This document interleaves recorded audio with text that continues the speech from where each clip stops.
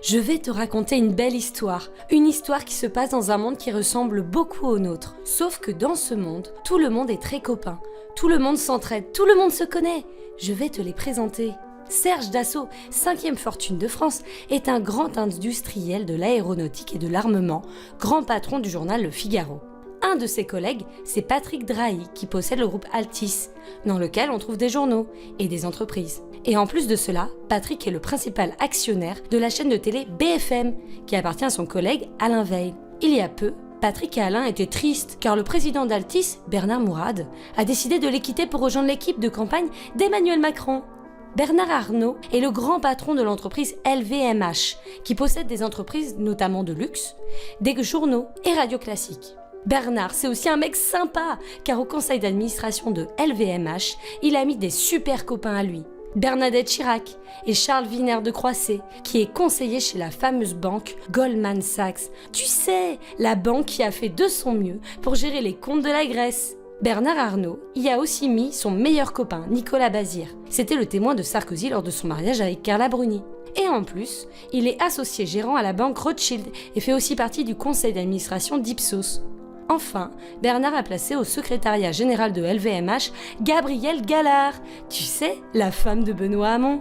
Le super copain de Bernard Arnault, c'est Xavier Niel. Bah oui, Xavier est marié avec la fille de Bernard, c'est beau. Et Xavier, c'est le grand patron des journaux Télérama et Le Monde. Martin Bouygues, lui, est le grand patron des chaînes de télé TF1, LCI et NT1 et de la société de transport Alstom. Martin a de super employés chez TF1. Patrick Lelay, qui est lui-même le grand patron d'Endemol. Ce que nous vendons à Coca-Cola, c'est du temps de cerveau humain disponible.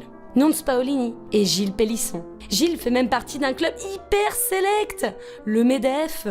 Arnaud Lagardère est le grand patron de maisons d'édition, de journaux, d'un site internet recommandable, de la chaîne Relais, de chaînes de télé, de radio et même de salles de spectacle. Vincent Bolloré, 10e fortune de France, est le grand patron de la multinationale Vivendi, de plusieurs chaînes de télé, des cinémas Pathé, de la société de production Universal, de journaux gratuits, mais aussi de CSA. Jean-Bernard Lévy était ministre sous François Mitterrand, puis il a travaillé pour Lagardère et Bolloré. Il a aussi beaucoup travaillé à la Société Générale et chez Thales.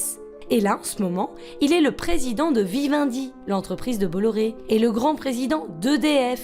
Il a aussi été le président de BG. Ah oui, je connais ces noms.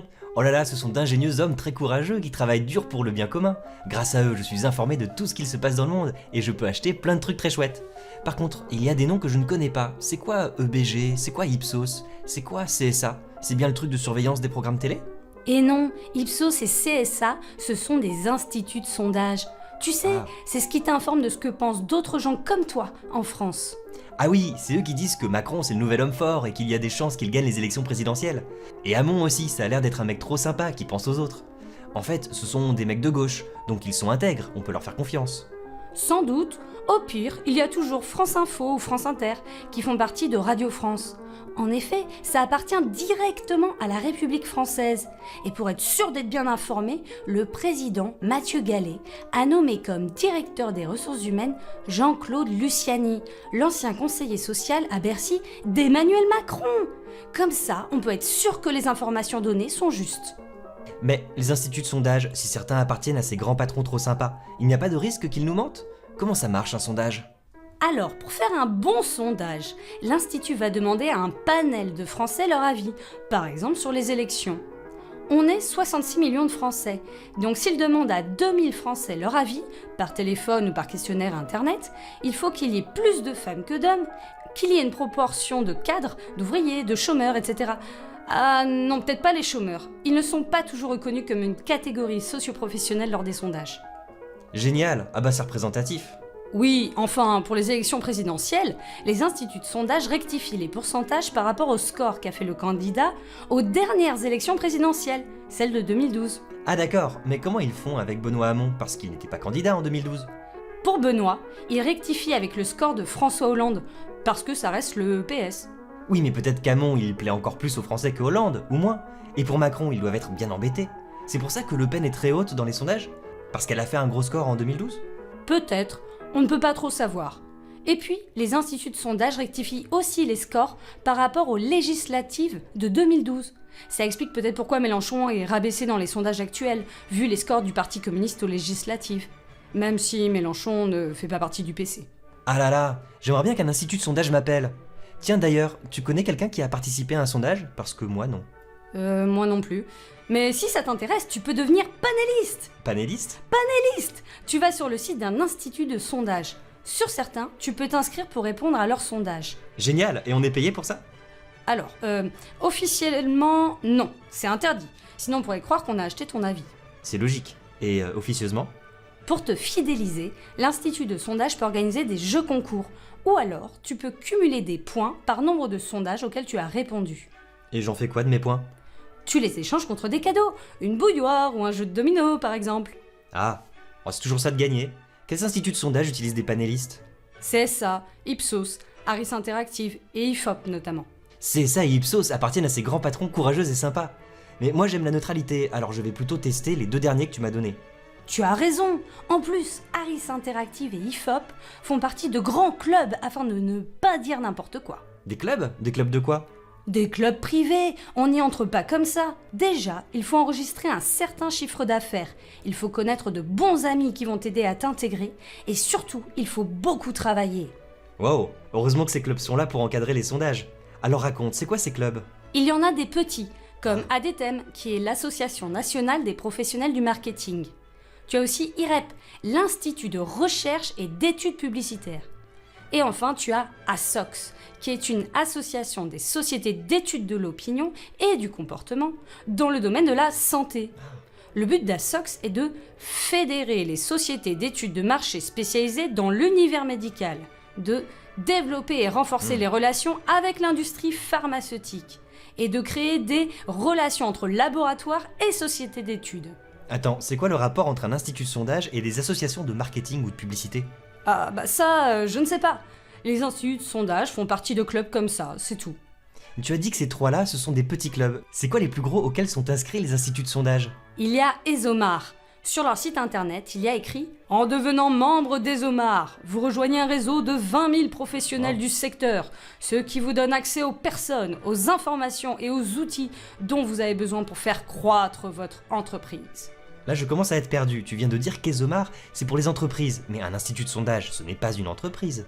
Bah, un peu. Souviens-toi, CSA appartient à Bolloré, et Bernard Arnault a un de ses copains qui gère Ipsos. Mais tu sais, dans le club ESOMAR, chaque année, il y a un concours. Les entreprises ou instituts de sondage adhérents peuvent rédiger un article qui explique comment ils ont bien fait leur travail. Ah ouf, j'ai eu peur. Et on sait qui a gagné une année? Oui, en 2015, c'était l'institut de sondage BVA, le 3e de France et le 25e au monde. Génial. Et il parlait de quoi leur article? Le titre c'était French Government Nudge Me Tender. Le gouvernement français? En 2015? C'est quand Manuel Valls était Premier ministre? Et quand Macron était ministre de l'économie? Oui, et comme l'article date de 2015, on peut penser que ça comprend aussi l'année juste avant, vu que ça fait un peu comme un bilan. Donc que ça comprend le premier gouvernement Valls avec Benoît Hamon quand il était ministre de l'Éducation nationale. En tout cas, l'article expliquerait comment l'Institut de sondage a bien travaillé avec le gouvernement français. Et ce serait pour ça que BVA a gagné le concours des Omars. Ok, et ça veut dire quoi, Nudge Me Thunder? C'est là où l'institut de sondage BVA est rigolo, car c'est un jeu de mots avec la chanson d'Elvis Presley, Love Me Tender, où ça parle d'amour. Ah, donc c'est gentil. Et c'est quoi nudge? Le nudge, c'est un concept décrit ainsi. Mettre les individus dans un contexte de choix qui les incite à adopter un comportement spécifique recherché. C'est un coup de pouce pour modifier les comportements qui permet d'utiliser le levier de la norme sociale et de faire adopter de nouveaux comportements de manière très efficace et à moindre coût. T'as un exemple? Eh bien, par exemple, dans un supermarché, on se rend compte que les gens achètent en moyenne 3 boîtes de soupe par personne. Ah oui. Pour doper les ventes, on va juste mettre un panneau avec une promo genre réduction pour l'achat de 7 boîtes de soupe. Cool, on fait des économies. Oui, à condition que tu aies envie de manger de la soupe pendant plusieurs jours. Et alors c'est quoi le rapport avec le gouvernement français? Eh bien, l'article expliquerait que l'institut de sondage BVA aurait aidé leurs clients à utiliser le nudge pour influencer ce que pensent les Français. Leurs clients?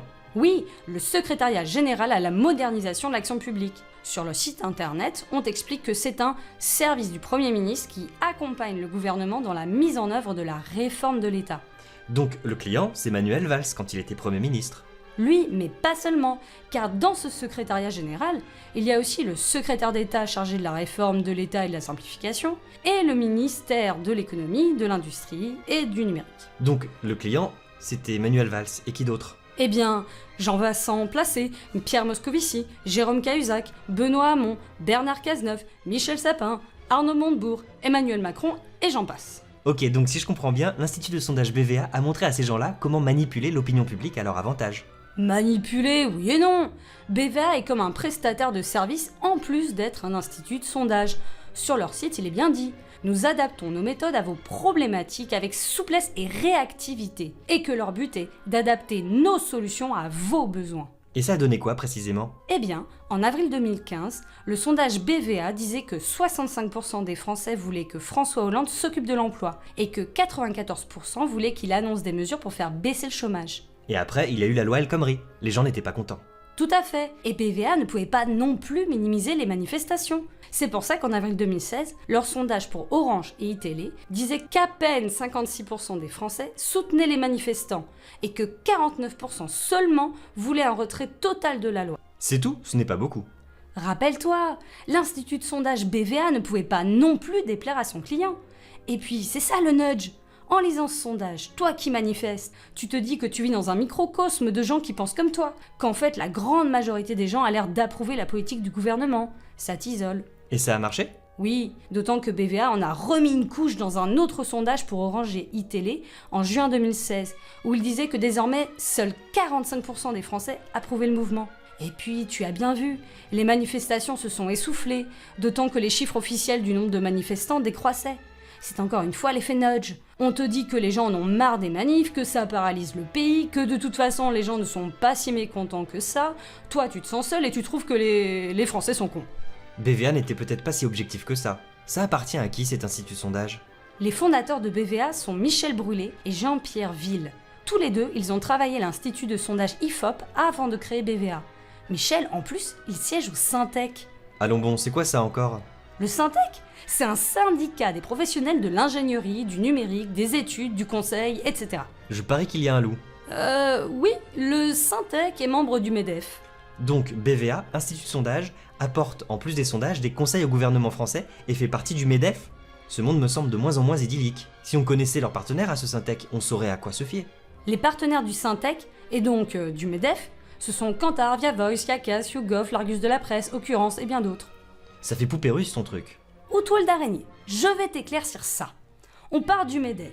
Dans le MEDEF, tu as le syndicat des professionnels de l'ingénierie, du numérique, des études, du conseil, etc. qui s'appelle le Syntec.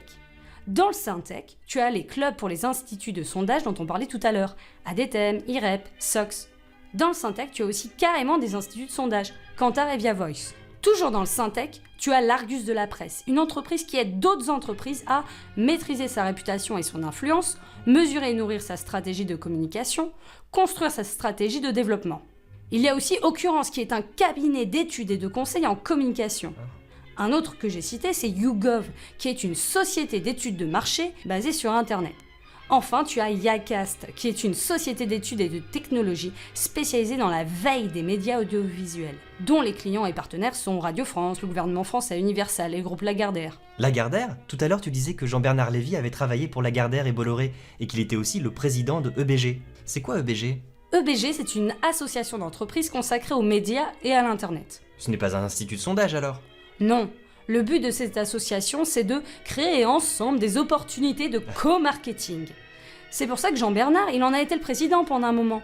En plus d'être, je te le rappelle, président de l'entreprise Bolloré, Vivendi. Mais ce n'était pas le seul grand patron. François-Henri Pinault de la FNAC et Patrick Lelay, l'employé de Martin Bouygues, ont aussi été présidents de EBG. Ok, donc EBG, ça permet à des entreprises de bosser ensemble, c'est ça? Exactement, et c'est hyper select. En 2007, des journalistes du Monde ont même écrit ceci au sujet des patrons et de leurs représentants, alors en réunion pour EBG. Ils sont bien plus moqueurs lorsque le pays s'agite de débats autour des 35 heures. Dans ce milieu, on a abandonné depuis longtemps les horaires de la vieille économie. Le journal rajoute le témoignage d'un de ses clubistes de EBG au sujet de la réactivité nécessaire dans ce milieu. Si tu dors, t'es mort. Ils sont juste hyper investis, quoi. Tout à fait. Et c'est eux que l'on nous donne aujourd'hui en modèle. D'ailleurs, lors de l'Assemblée Générale de EBG en juin 2015, étaient invités Manuel Valls et quelques présidents du CAC 40. Même qu'Emmanuel Macron a fait le discours de clôture. La classe, n'est-ce pas?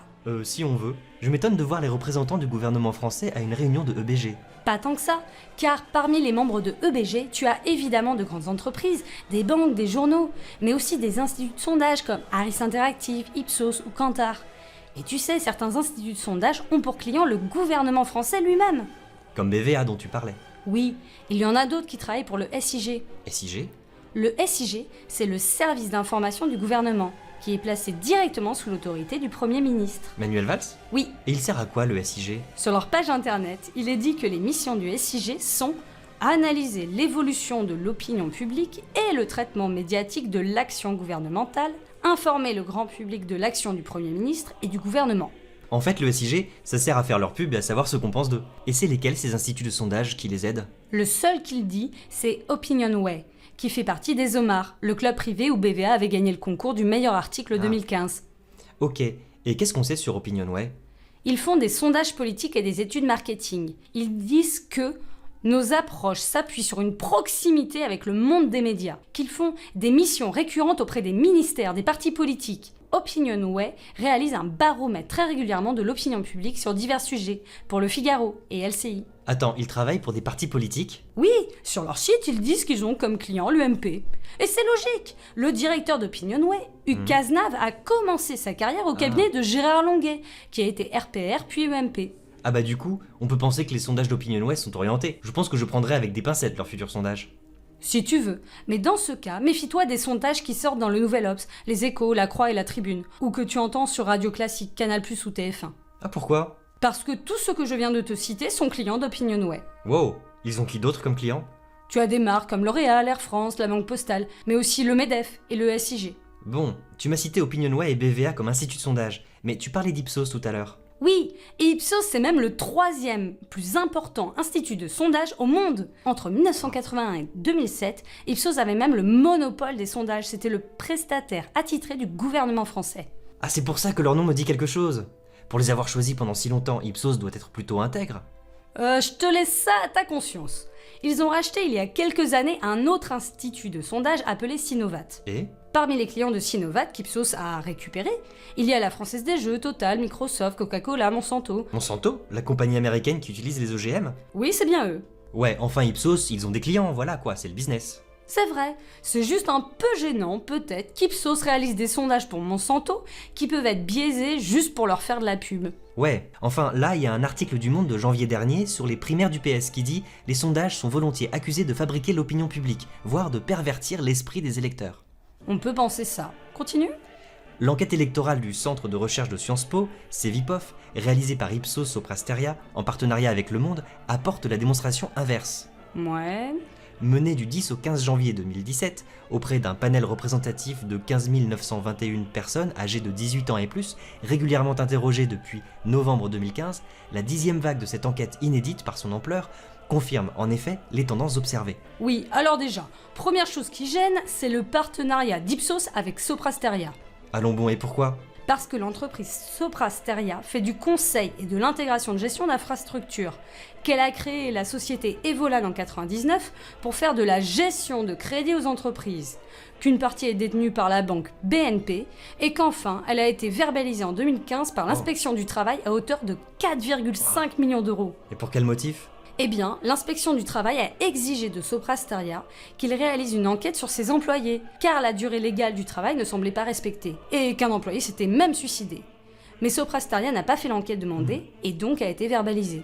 Ok, j'avoue, ce n'est pas cool. Mais en quoi ça te gêne que Soprasteria ait participé à ce sondage sur les primaires du PS? Oh, je me demande juste pourquoi une société comme Soprasteria, qui n'est pas un institut de sondage, collabore à un sondage sur les primaires du PS. Ça jette un doute, non? Ouais. Enfin, il y a quand même Sciences Po qui a collaboré au sondage, c'est sérieux ça? Si tu le dis, juste comme ça, Hugues Cazenave, le directeur d'Opinionway, il est conférencier à HEC et Sciences Po. Tu crois franchement que Sciences Po, Po comme politique, va laisser des sondages mettre à mal le modèle économique qu'ils défendent?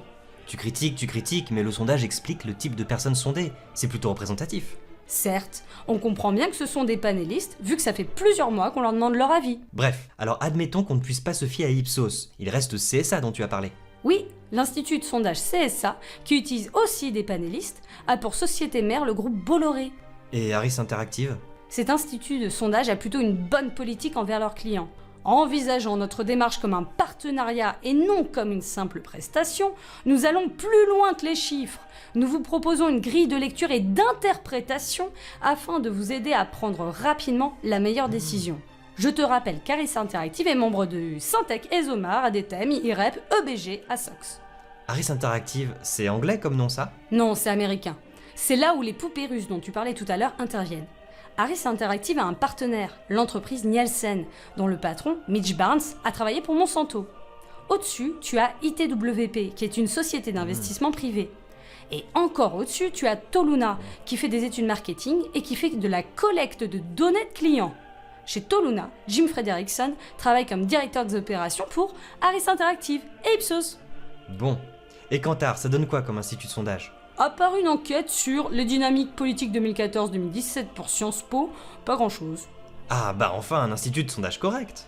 Oui, si ça te va de savoir que Kantar, ça appartient à WPP, une entreprise d'agence de publicité et de communication, dont le patron, Martin Sorel, est soupçonné d'avoir mis une partie de sa fortune dans des paradis fiscaux comme celui de Jersey. Super. Qu'est-ce qui reste? L'institut de sondage Via Voice, leur credo, mieux comprendre pour inventer demain. Ok, inventer demain, pas mal, un monde qui change, bonne mentalité. Via Voice dit que leur travail consiste à produire, analyser et hiérarchiser les informations les plus pertinentes pour la stratégie des entreprises et des institutions au service de la croissance. Au service des institutions? C'est quoi leurs clients?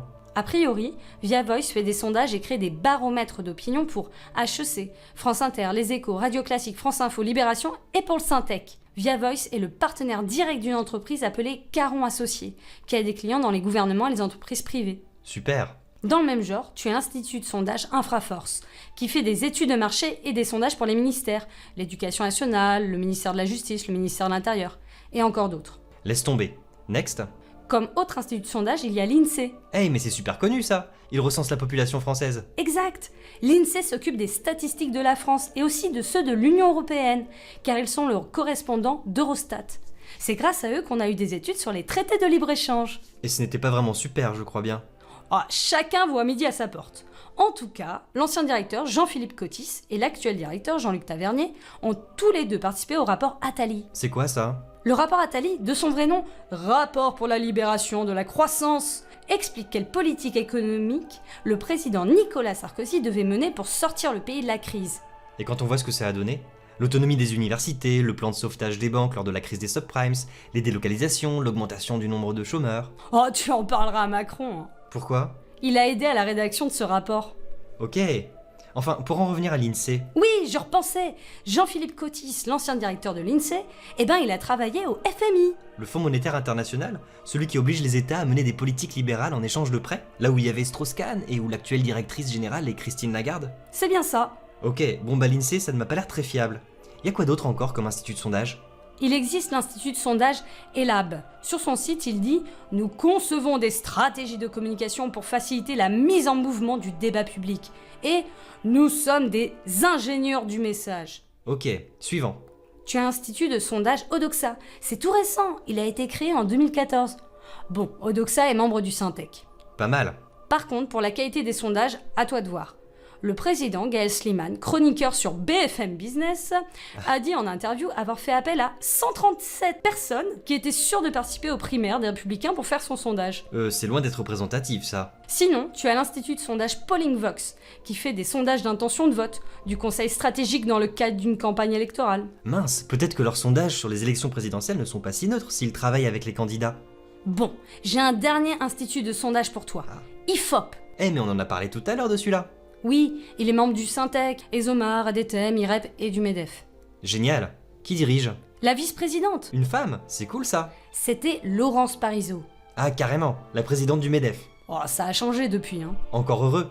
C'est qui maintenant? C'est un homme, Damien Philippot. Ce nom me dit quelque chose. Ah, c'est le frère de Florian Philippot, le vice-président du FN, le parti de Marine Le Pen. Mais Damien a récemment quitté IFOP. Il est parti s'occuper de la campagne du FN en tant que directeur des études politiques. Oh là, attends, tu fais un tableau conspirationniste. Tu ne vas pas me dire qu'il y a un énorme complot pour faire élire par exemple Macron face à Le Pen ou Hamon face à Mélenchon? Mais non, je ne pense pas qu'il y ait un complot. J'ai plus l'impression qu'il y a des conflits d'intérêts en cascade et que le système actuel permet à des personnes de faire bouger les choses en leur faveur. À toi de voir ce que tu vas faire des éléments que je viens de te donner. Et puis si tu as un doute, tu peux aller vérifier par toi-même sur internet. Toutes les données sont hyper accessibles, ça demande juste un gros travail de recherche.